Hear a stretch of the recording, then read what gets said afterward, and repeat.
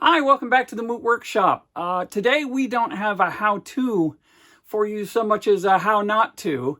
It's a cautionary tale, a tale of workplace safety or hobby place safety.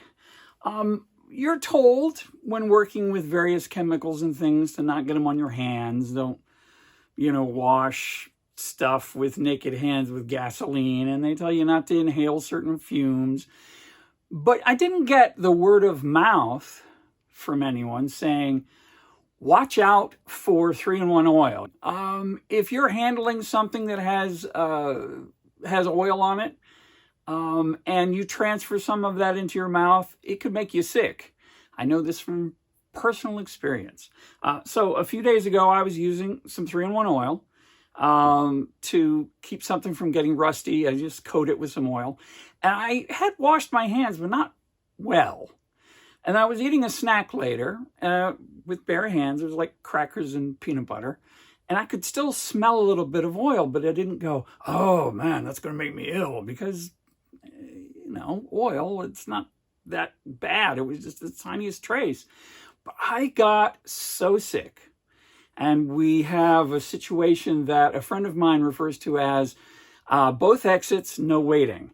And that's as graphic as I'm going to get, for several hours. And then I was out of commission the next day, just being exhausted and wobbly.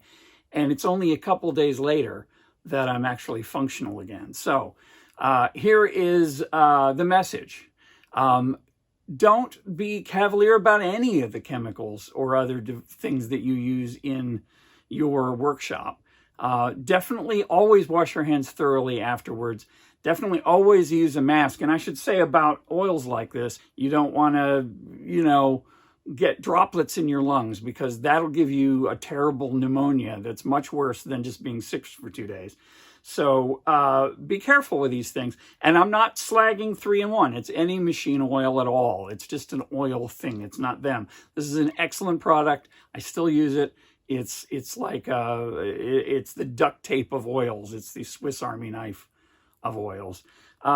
So yeah, wash your hands thoroughly. Use gloves. I get these huge packs of dual layer nitrile gloves from the hardware store, and you just pull a couple out.